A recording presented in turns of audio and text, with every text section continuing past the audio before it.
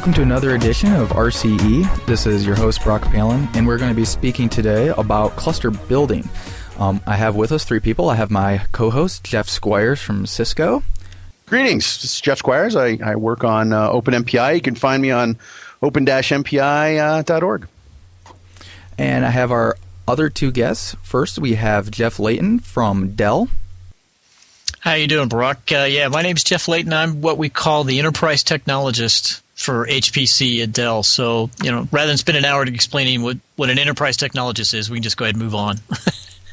That's okay. And then we have Doug Eggline from Cluster Monkey.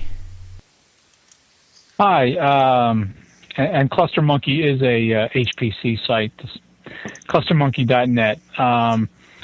And some of you may know me from Linux Magazine, where I also write an HPC column every week and some articles. And I'm also, consider myself a general all-purpose cluster jock. So. Okay, well, thanks a lot for taking some time out with us, guys. So what we're speaking about today is we're going to be talking about building clusters, and I think we're going to stick to the distributed memory, the pizza box network, MPI kind of cluster. And so first off, we want to discuss what kind of requirements are necessary to look at when speccing out a cluster. So why don't we make this kind of an open forum here? Why don't you guys chime in? What do you guys see Jeff Layton, you work with customers quite a bit and people who want to buy clusters and whatnot. And Doug, you write a lot about and have a lot of experience working with people who are doing this stuff in the real world. So why don't you guys both chime in with what kind of requirements do you see people do, and what are the pitfalls of requirements that people forgot about? That's kind of the gotchas here. Oh, good. I'm going to jump in quick because I'm not shy. I see a range of requirements, and I'll tell you kind of what I think are good requirements and then bad requirements. The good requirements are, hey, we're looking at HPC. These are the applications we're targeting. We want to talk to you about ways to optimize our cache or optimize the system for a limited amount of cache.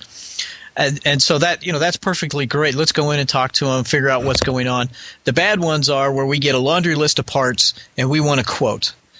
Then it becomes, Dell versus IBM versus HP, who's going to give them the lowest price at that particular moment. And that's awful. That's, from a vendor perspective, that's terrible. But in general, I think most people are pretty good. We do get the give me a laundry list and give me a quote. But to kind of go into what I'm seeing right now, my personal bugaboo right now is HPC storage.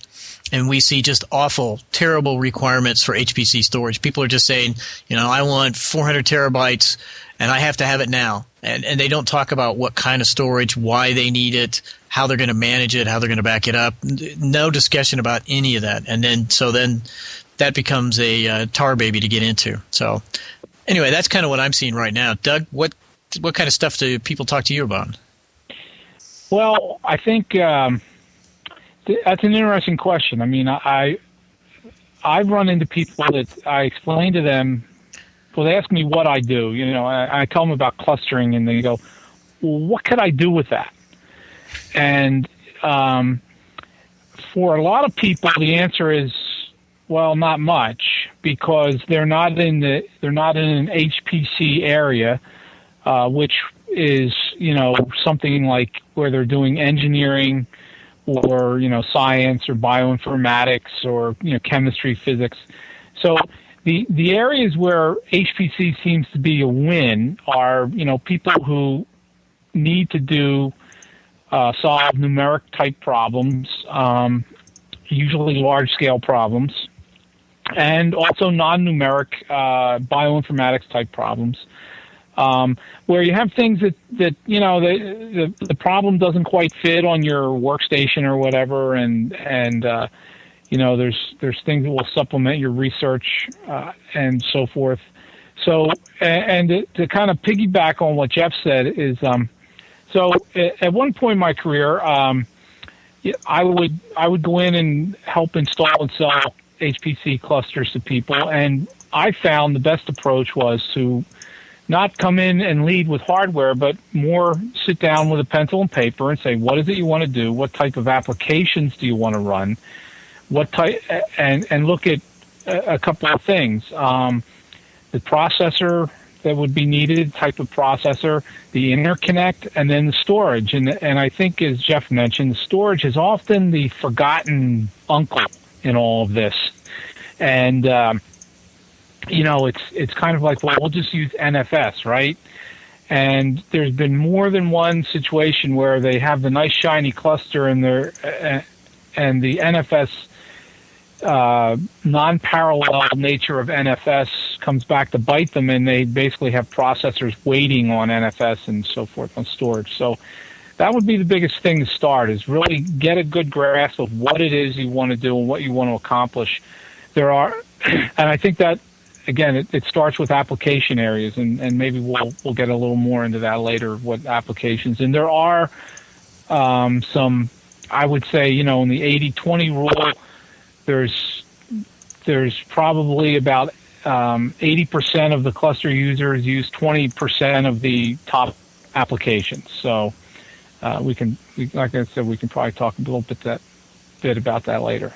All right, well, that's a good. Let me roll this around back to what Jeff was saying earlier. Jeff Layton, you said the worst kind of thing that you could see is when a customer just gives you a laundry list of equipment, and because it just turns into a price war. But why is that bad? Is it have they not thought through their requirements and they're just going for the latest, sexiest processor, or why exactly is that bad?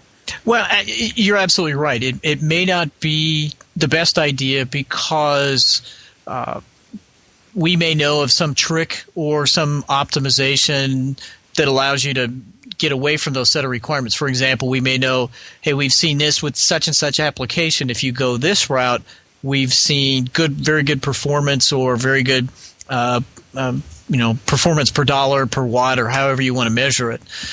So what it does is it gives up the freedom for the vendor to innovate. So that's any vendor. I'm just not speaking about Dell. So I'm sure all the vendors have really great technical people who can come in and talk to them about options. So if you don't do that, you've just painted yourself into a corner, and you're going to get what you get. So let's go ahead and talk about some of those options that are available. Probably the first thing that many people say when I want a cluster, they have a compute problem, so they start thinking about the nodes right away. When they start actually going down, once they kind of have the requirements on paper, should they start looking at nodes right away, or should they look at like network first? Well, that's a good point, because ultimately, unless you're maybe NSA or someone, a government agency where you don't have a budget constraint. Everybody's got a budget constraint. So the issue is, I need to optimize my hardware to get to solve my problem the best. What's going to give me the best performance? And in many cases, it's a nodes versus network. It can be a nodes versus network situation where you may have a set of problems and find that the standard onboard Ethernet works fine for your cluster, and you can invest more money, more of your budget in nodes. Or you may find that, and this is more common now with multi-core, that you really need to use something like InfiniBand or 10 gig E, and you need to invest some money of your budget in that direction. So it's really finding that balance that's going to give you the best price performance. And there can also be an issue with the node itself in terms of, do I want to go with